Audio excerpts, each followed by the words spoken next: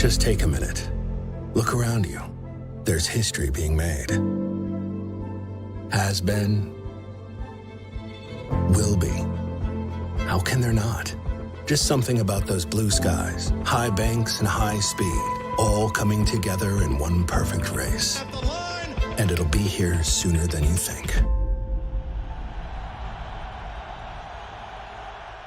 Roll Tide and welcome to this week's edition of Crimson Drive, driven by NASCAR. This is Roger Hoover. Great to be with you from our studios in Tuscaloosa for our weekly show on Crimson Tide Athletics. We'll start our show today with our headlines that are presented by RJ Young. RJ Young is the official technology solutions provider of Crimson Drive. First of all, coming up on the show, we'll take a look back to what was a really fun Saturday inside Coleman Coliseum. Men's basketball picking up a win against South Dakota State. The women's basketball team winning against Chattanooga. We'll see the Courtside Cam highlights as we have that streaming live on all of our social media accounts so you can interact with the broadcast. We'll have those highlights coming up first. Then we'll hear from the head coach of the Crimson Tide, Nick Saban, because he met with the media on Sunday after Alabama received its invitation to the All-State Sugar Bowl coming up on December 31st against Kansas State. So some thoughts from Coach Saban coming up there. And then we'll be talking basketball with Bryan Passink as we not only look back to what we've seen from the Crimson Tide so far this season, big win against South Dakota State last week, the 2 wins in the Phil Knight Invitational, but now Alabama is once again getting ready to play the number 1 team in the country, the Houston Cougars. So we'll have great preview of that coming up with Bryan Passink, and then we'll be joined by Ashlynn Serepca of the Alabama soccer team. Of course, the Crimson Tide season came to an end last week in the College Cup, but Ashlynn had 2 great years at Alabama, and she will recap her experience and everything we saw from Alabama soccer. Continuing to go through the headlines for today, we look at football first, as again, the Crimson Tide are going to the Sugar Bowl December 31st in New Orleans against Kansas State. The game will actually kick off at 11 a.m. It is a Saturday, so the Sugar Bowl will be kicking off at 11 a.m. Central. Our radio coverage will begin at 8 a.m. with some beignets and coffee, hopefully, from the press box at the Caesars Superdome. So we're looking forward to that coming up against K-State. Will Anderson Jr. keeps racking up the awards. He was named the Nagurski Award winner earlier this week. He's won that in back-to-back years, and also yesterday he even won the Lombardi Award. So great honors keep rolling in for Will Anderson Jr. We saw a lot of players selected to the coaches and media All-SEC team as well. Richly deserved honors for the Alabama Crimson Tide. Looking at men's basketball, big win against South Dakota State, 78-65, even with a few scoring lulls kind of mixed in there. Alabama took care of business against a very good team out of the Summit League. Noah Clowney was hitting a lot of three-pointers early in that ballgame. Didn't even know if he would play going into the ballgame. He certainly played well with 22 points, 9 rebounds. He won the hard hat, and he also was named the SEC Freshman of the Week, as the Crimson Tide are the only school in the SEC to this point to have 2 different winners of that award, Brandon Miller and now Noah Clowney. Crimson Tide keep rising in the AP poll to number 8 in the nation, and now coming up this Saturday, once again, a chance to beat number 1 as the Houston Cougars will host the Crimson Tide coming up on Saturday at 2 p.m. Our radio coverage will start across the network at 1 o'clock. Last year's game went down to the wire, a Crimson Tide victory in Tuscaloosa. Now Alabama hoping to beat number 1 again, like we saw in Portland against North Carolina. Some other notes for today, women's basketball picked up a win last Saturday against Chattanooga, 61-52, as Brittany Davis was able to pick up 14 points for the Crimson Tide. Alabama has now won 4 straight games, so Christy Curry's team is playing with a lot of confidence. Ranked number 28 in the first net rankings of the season. That means Alabama has the 4th best ranking in the net of any SEC school, so great to see that for the Crimson Tide. They'll try and continue their winning ways, try and make it 5 victories in a row going up against Southern Miss, a team that Alabama defeated last season in Tuscaloosa. Now a trip to Hattiesburg coming up on Sunday at 2 p.m. against the Golden Eagles. Finally, some other notes around Crimson Tide athletics. 5 have been named to the Academic All-America list from soccer. No surprise, a lot of players who also picked up some recognition on the field. More details on that on RolledTide.com. We are getting closer to the start of gymnastics season. On Monday's Hey Coach, we were joined by the head coach of the Crimson Tide, Ashlynn, to talk about the Crimson and White preview. Your first chance to see the Crimson Tide gymnastics team will be coming up on Friday, December 16th at Coleman Coliseum. Also, if you missed Hey Coach coach and Ashlynn Johnson. That replay is available on the Alabama Insider podcast, wherever you get your podcast. And do want to note, coming up on December 15th, it will be our final edition of Crimson Drive for this calendar year, 2022. We'll be back with you coming up at 2 p.m. next Thursday for another Crimson Drive. We'll also have Hey Coach coming up. We will continue staying busy as can be across the Crimson Tide Sports Network, especially with basketball. And we will take a look back to what was a busy Saturday this past week. Men's and women's basketball doubleheader. The Courtside Cam was live the entire day, it seemed like. Let's take a look back at the highlights, starting with a men's basketball win against South Dakota State. Clowney looked at his three-point line, found it, and buried it. Clowney, one more time, right side bottom. Couple of bank first three-pointers for Noah Clowney. I think he's all right. Brings it out, kicks it out. Clowney, do it again. Sears will reverse field, going left, kicks into the corner. You better shoot it, Clowney. 4 out of 5 early for the Crimson Tide, and Noah Clowney, he buries it, and Bama has a 12-4 lead. Alabama continues to go to the hot hand. Mark Sears drew the defense, kicked it out to an open shooter. Might want to guard him. He is red hot. Rebounded his own miss, kicks it back to Griffin. Left side three, bottom. Great job by Noah Clowney, not able to get the layup to go down. It was too close for him, but got the offensive rebound, kicked it out to Rylan Griffin. Griffin will hand it off to Miller. Thought about letting fly from three. Now he will. Bottom.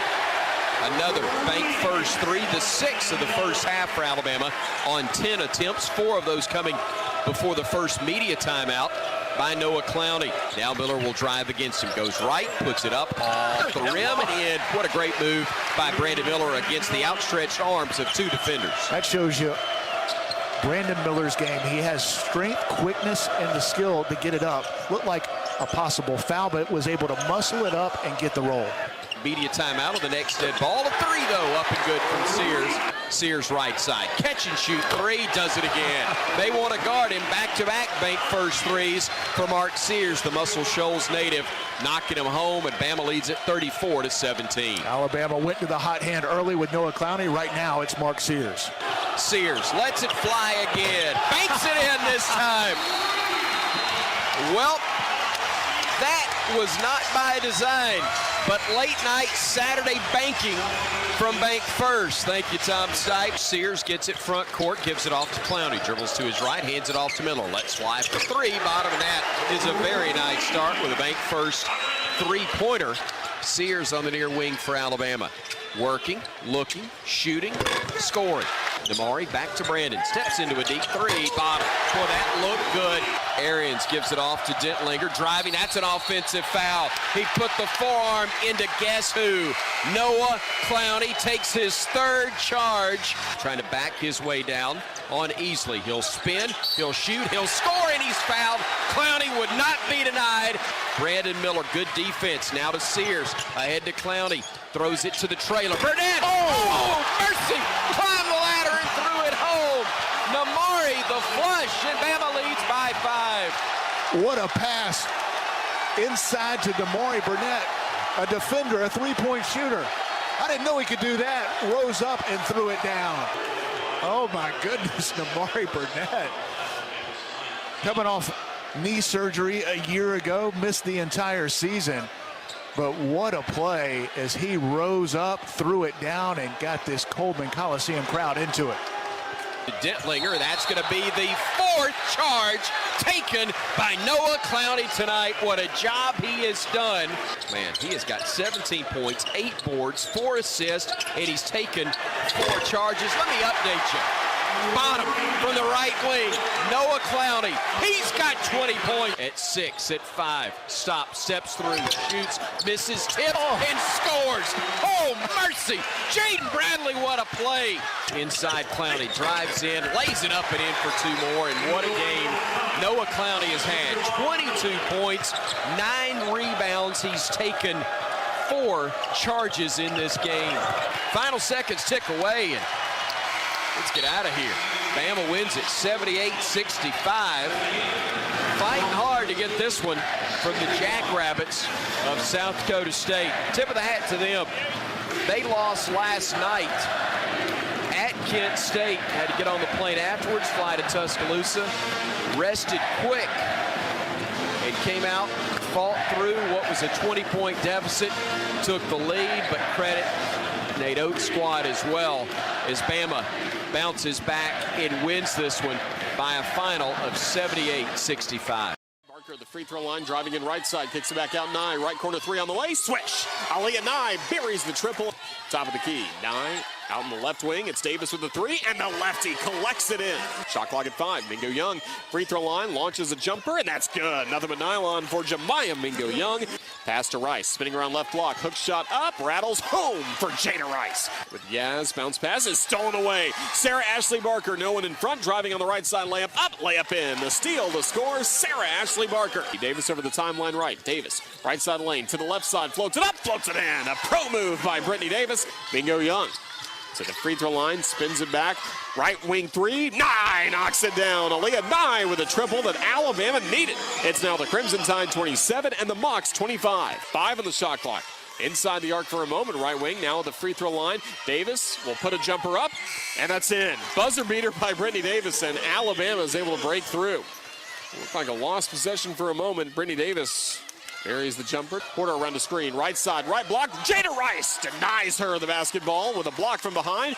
Inbounds pass tipped by Rice, goes to Cornelius, left side, another block, Jada Rice. She gets the basketball back for Alabama. Crimson Tide ball. Abrams feels the pressure. Abrams at the free throw line, kicks it out top of the key, 3 on the way. Perfect. That's by Brittany Davis. Rice tiptoes into the paint, spinning around, left side layup, rattles home. She banked it in, Jada Rice. Barber, right baseline. To Rice, left block. Rice puts it up, puts it in. Count it, she's fouled. Alabama ties this game at 40, and Rice will have a chance to give Alabama the lead at the free throw line. Under the basket for the Crimson Tide. Left block, turnaround jumper is good. That was all Jemiah Mingo Young. Alabama in front 42-40 with 1 minute to go in this third quarter. But it's loose on the floor, diving forward. Rice trying to save possession, finds it in Davis, and then a foul called, and that'll go against Chattanooga. Sean Poppy, the head coach of the Mocs, was hot as he hurried to his water bottle. It looked like he was about to run out of the gym. He was so upset about the foul called against Chattanooga. Spinning into the paint, driving right side, sheds her defender, puts it up, no good, rebound, Jada Rice spins around, throws it up, throws it back in with the left hand off the window and in with authority, Jada Rice, Alabama by 4. Cuts inside to the paint, left side, layup up, layup in. That was all Megan Abrams. Alabama now in front 48-42, the Tide taking over. Free throw line, Mingo Young puts it up, puts it in. Jemiah Mingo Young with the answer. Thought about a jumper, instead drives in, pass Wade Ward, blocked from behind by her. The ball loose on the floor, stolen away by Megan Abrams. Basketball to Alabama. Driving down the left side, bounce pass right block. Rice has it, left side layup up, and it's good. Jada Rice taking over again. 12 points for her in this ball game. Alabama up 6, 56-50, a minute 20 to go. Into the paint, left side, kicks it out left corner. Here comes the three. Hannah from Homewood knocks it down. Alabama 59, UTC 52 with 39 seconds to go. That could be the dagger. Head coaches will shake hands, and the Alabama Crimson Tide have won 4 in a row. It was a fight today against Chattanooga, but the Crimson Tide come out on top 61-52 against Chattanooga.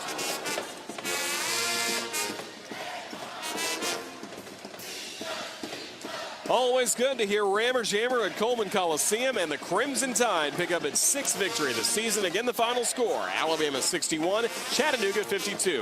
The NASCAR regular season kicks off with the Daytona 500 on February 19th. Be there and experience the energy, the excitement, and the power as the drivers battle it out in the 65th running of the Great American Race. Don't miss out on the event of a lifetime. Purchase your tickets today at Daytona500.com.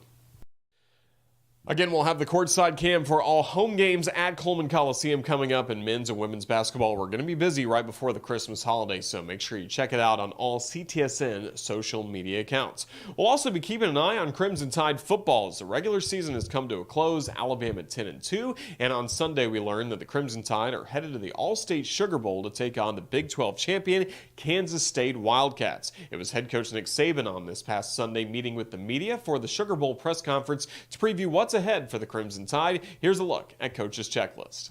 Well, our team is really excited about having the opportunity to play in the All-State Sugar Bowl against a really, really good opponent in Kansas State.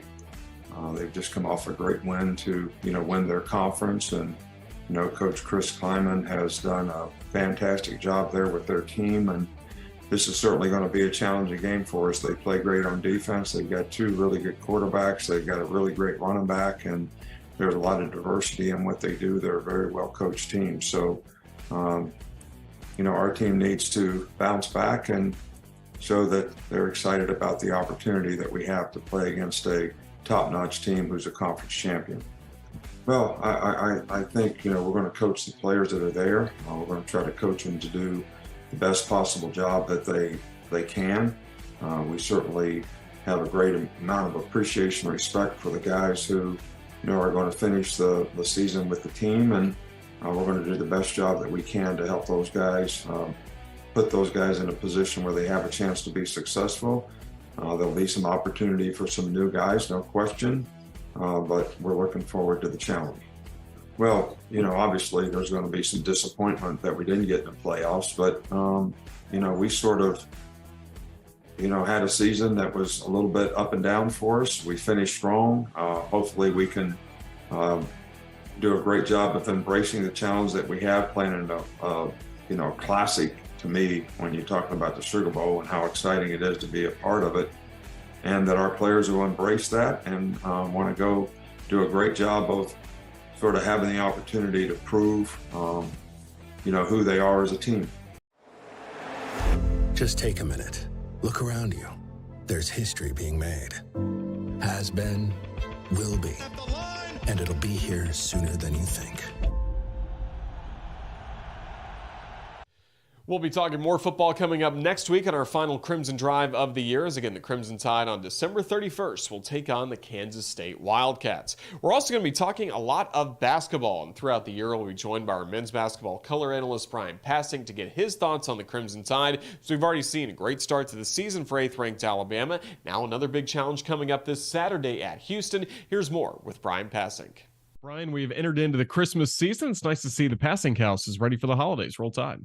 Roll Tide and Merry Christmas. We are excited about this time of year for a variety of reasons.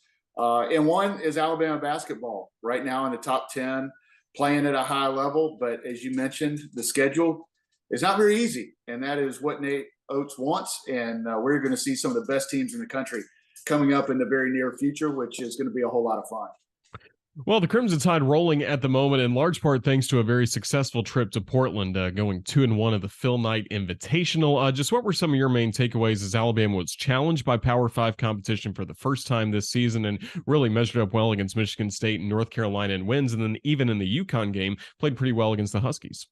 Yeah, I thought it was a highly successful trip all the way around. Even the UConn loss, while disappointing, you're getting to play against one of the best teams in the country, and really three of the top teams in the country, and Michigan State, who at the time was ranked 12th. Of course, UConn, who's now firmly in the top 10, and then North Carolina at the time, the number one team in the country. So coming into that tournament, you were excited to be able to see where this team is stacking up against some of the best teams in the country. Going in, Bama had handled their business against some of the better mid-major programs in college basketball, but you knew you were going to play high-level competition, and to go 2-1, beat number 12, beat number 1, and even though you lost against UConn, that's a game that I thought this team learned from in response to playing the number 1 team a couple of days later in North Carolina, and moving forward, I think it's something that they can learn from, build off of, to see where you stack up and move forward against this schedule that just gets more and more difficult as the year goes on. When we visited on the show before the season began, we talked about Alabama's depth heading into the season. Have you seen the depth be tested, and how the Crimson Tide players coming off the bench really responded when their number's been called? And needed it in a big way with Noah Clowney going out in the first 3 minutes because of the lower back injury. And then having guys like Noah Gurley, a veteran, a guy that's played a lot of big minutes for Alabama in the year prior, the transfer from Furman, came in and played at a high level. So you had Noah Clowney out, you had Brandon Miller, I think one of the top players in college basketball, not just freshmen, but the entire country, go out and have to play limited minutes early with foul trouble. But to have that depth and be able to go to your bench and have guys step up, Alabama doesn't win that game without their depth. and it's been needed, and it's a strength of this team. You've got 12 guys that are all capable of playing big minutes and producing at a high level. Now, you're not going to play 12. It's going to be more of a 9 or 10 man rotation. So some guys that are deserving aren't going to play the minutes that they would like. But to have that, especially with some of the injuries that we've seen so far and the injuries that just happen over the course of a college basketball season, foul trouble, it is important to have depth. Alabama has it, and it's a big reason why they've had success so far. Speaking of Noah Clowney, left that North Carolina game with injury, was able to come back and had a great performance against South Dakota State on Saturday. He was only 2 for 16 from three-point land coming into that ball game, but he goes up and lights it up early. We know what he can do defensively, winning the hard hat once again. Just what are you seeing from him in his freshman campaign? Well, he's a terrific player, and Alabama has the third highest ranked recruiting class coming in the country. And not only have they lived up to it, but they've exceeded expectations. I think everybody would tell you Brandon Miller was expected to be one of the top players coming into college basketball. He's certainly been that and probably exceeded expectations. Rylan Griffin has played at a high level. He's starting to shoot the ball well, and he's been better than I anticipated he would in early in his freshman year. Jaden Bradley is the same way, but nobody has exceeded expectations, in my opinion, more than Noah Clowney. He has been terrific. Watched him in practice this summer, this fall, and expected big things from him. And the one thing that he has not done up until the South Dakota State game was shoot the three well. He goes 4 out of his first 5, scores 22 points for the game, and he's proven as a rebounder, a defender, a guy that plays extremely hard, and is a capable offensive player. But he hasn't shot the ball in games like we all know he can, and he did that. And I think that's just a sign of things to come. Was happy for him that he was awarded SEC Freshman of the Week, and just shows you how valuable he was. And going back to that North Carolina game, to be able to win that game without a player of the caliber of Noah Clowney speaks to the depth of this team. But Noah Clowney is a terrific young player, and he's going to get nothing but better and better. So now the Crimson Tide getting ready to face the #1 team in the country once again. This time, though, it's going to be the Houston Cougars, and it will be on their home floor coming up on Saturday. You and Chris Stewart will have the broadcast coming up for us on the network. Just so far as you get ready for the Houston game, what have you learned about Kelvin Sampson and this #1 Houston team that we saw last year, but we know they're much improved, and it seems like in the transfer portal even continue to get better? Yeah, they're very much deserving of their #1 ranking. I mean, how crazy is it that you play #1, beat them, and then the team that replaced them, you got a shot at them just a week and a half, 2 weeks later. This schedule is so difficult for Alabama, but you talk to the players, you talk to the coaches, and this is what they want. They're excited about it. Houston is a team that is as tough as anybody in college basketball. Kelvin Sampson has brought Houston basketball back to where they were in the early 80s with Clyde Drexler and Hakeem Olajuwon. And right now, they're the betting favorite to win the national championship. So they're the real deal. Alabama will be tested in a big way against a team that defends at a high level, that rebounds at a high level, that plays with toughness. It'll be a battle of styles and pace of play. Alabama obviously wants to be one of the fastest teams in the country. Houston wants to grind it, slow it down. So that'll be interesting to watch. But they are very much deserving of their #1 ranking. It'll be a tough road environment, a top 10 matchup with Alabama now 8th in the AP. It'll be one of the biggest games, if not the biggest game in college basketball of the week. And it's great to have Alabama be a part of another huge event, this time on the home floor of the Houston Cougars. And then we don't want to look too far ahead, but next week's pretty big week as well of Crimson Tide basketball at home on Tuesday against Memphis. And then I know you're excited for the rematch with Gonzaga coming up in Birmingham for the CM Newton Classic. Should be a lot of fun the week from Saturday. Yeah, I mean, you hear these names on the schedule, and it's amazing. It's really exciting for Alabama basketball fans to be ranked in the top 10, to have the talent of this team playing the way they are, and to be tested each and every game against some of the best teams in the country. #1 Houston, then Memphis, who's one of the most talented teams in the country, coming in, and hopefully we'll have a packed house in Coleman Coliseum, and it'll be rocking for Penny Hardaway and the Memphis Tigers. They're a really talented team, and Bama owes them. Went to Memphis last year and got beat, and one of the best games that Memphis has played this year. And then a game that sold out before the tickets went on sale to the general public. Gonzaga and Birmingham at the recently renovated BJCC, the Legacy Arena, is going to be rocking. It's going to be packed.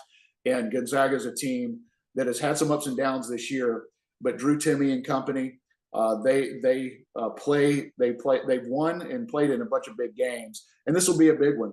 National television audience, sold out arena, and a chance for the season ticket holders of Birmingham that drive to Tuscaloosa for all these games get a real home game. So I hope it'll be a great afternoon in Birmingham. But before that, a couple of big ones coming up, one on the road, one in Coleman Coliseum, and then Birmingham. But this is a great time of year for college basketball. You get college basketball has so much attention towards, once you get into the meat of conference season, once you get into the conference tournaments, and March Madness obviously kind of takes over the country. But right now is a lot of fun, especially when you're having success, when you're highly ranked and you're playing this schedule. And Alabama has all those things right now. And I think it's a big reason why so many people are excited about this program. Lots to look forward to for Alabama basketball, and Bryan Passink is going to have a front row seat for us on the Crimson Tide Sports Network. Bryan, just thank you so much for joining us. We'll let you get back to all your Christmas decorating that's going on at the Passink House. Roll Tide. Roll Tide. Thanks, Roger.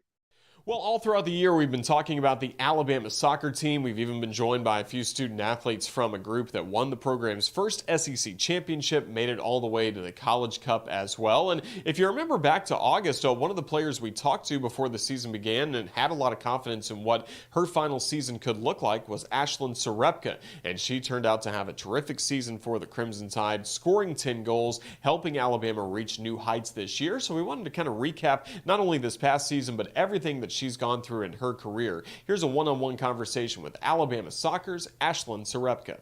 Ashlynn, first of all, Roll Tide, just what are your emotions knowing that this great season has come to an end for the Crimson Tide? Roll Tide.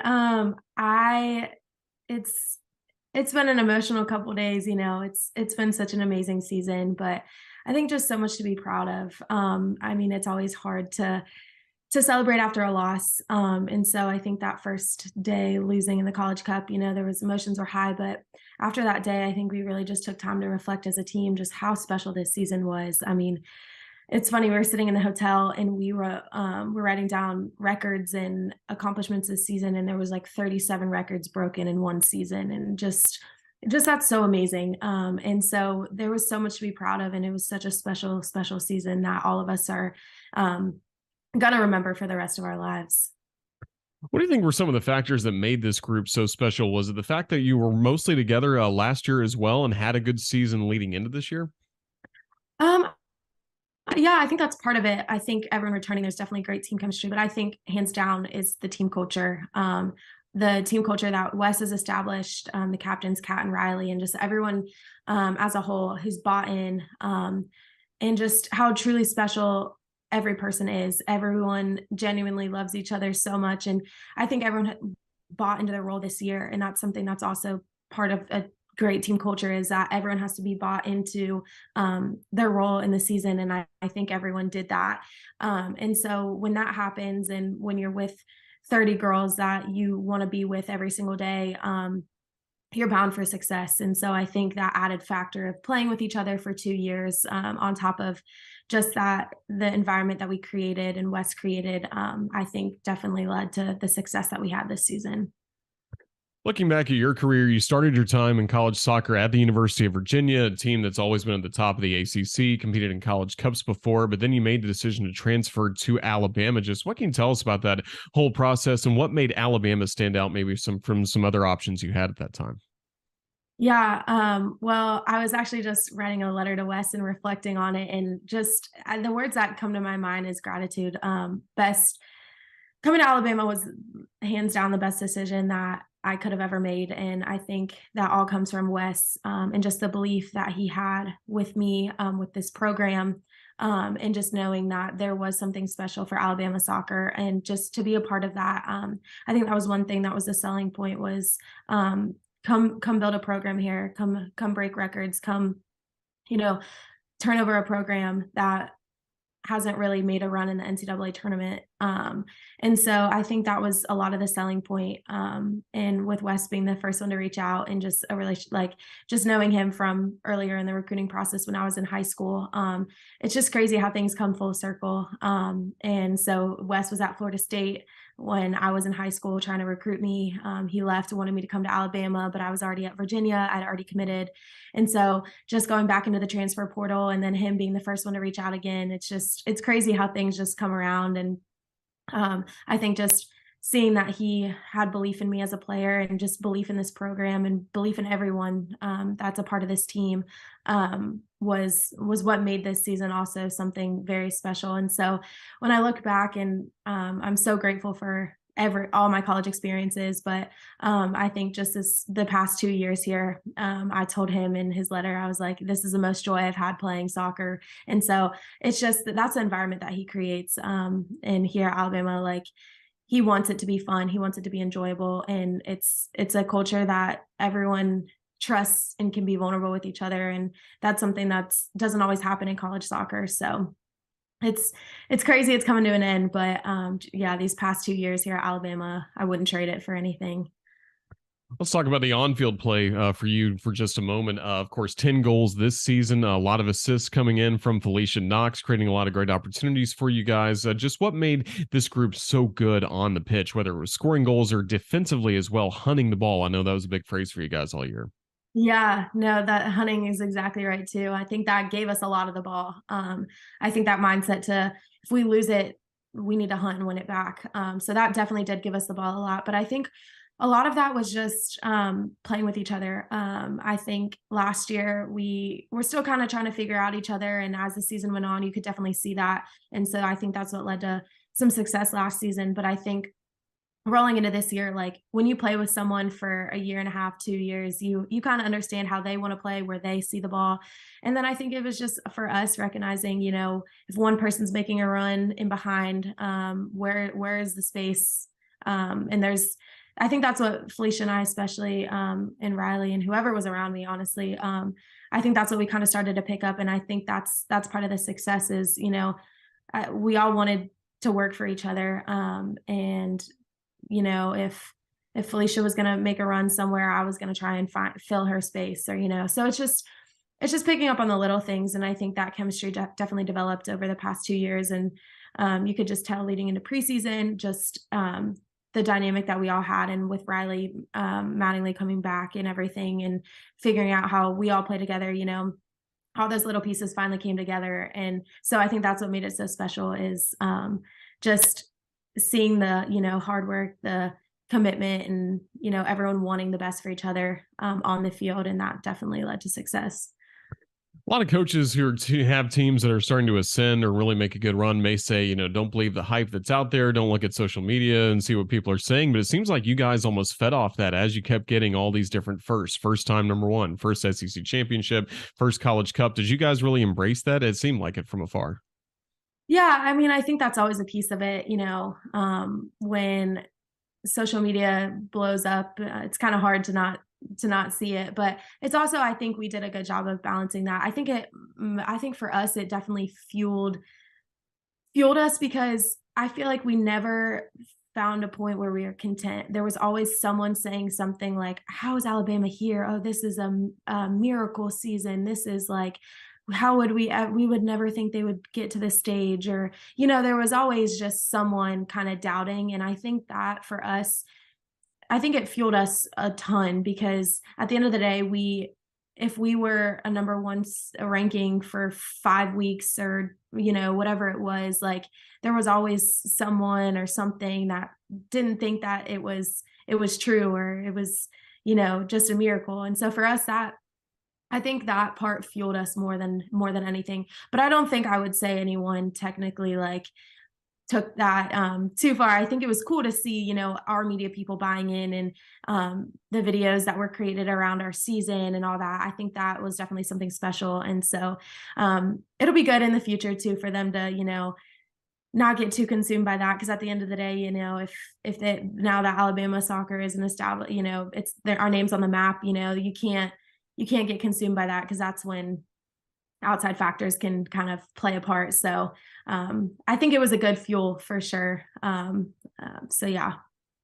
And how about the fan support in Tuscaloosa? I mean, you didn't lose at home all year, a long winning streak. And then even right before the Clemson match, all those guys come over from the fraternity houses, make a raucous atmosphere that leads to a great environment. And it seemed like it stayed the rest of the year, even through the NCAA tournament. That had to be fun to play in front of. Oh, yeah. I mean, I can't even begin to describe how much the fans played a role this season. And we've said it time and time again. Wes has said it before. We wouldn't have had the success that we had if it weren't for them. I mean, not only getting home field all the way through the NCAA tournament until the Final Four, like if we didn't have that fan support, those big games, the loud, the cheering, the frats coming over, painting our numbers on their bodies and stuff, and that, like you said, that stayed all through the season. And we say it, but Alabama fans want to see a team that wins, and they will get behind a team that wins. And when we had the success that we had, I can't tell you how many people came up to us and said how fun our games were to watch, or just on campus, like, oh, soccer. And that's something it's special, that's what we wanted to build here. We wanted people to know Alabama soccer, not only in the country, but at the school too. And so to see that, I mean, I think the Duke game is a prime example. I can't even describe the feeling of just looking out and seeing people lined up across the hill, you couldn't even fit anyone in the stadium anymore, and it was lined up like crazy in the atmosphere. So, and we feed off that, it's that momentum. Is home field advantage is something that's so true. And so I think that momentum that the fans carried and even traveled with us, there was away games that it seemed like we were the home team. So it was so special. And the fans, the impact that they had, they'll never know, but for us, it was amazing. And so we're so grateful. Absolutely. And we're grateful to have watched you for 2 years at Alabama, a great 5-year career for you in college soccer. Just as we start to close out the interview, what's next for Ashlynn Serepca?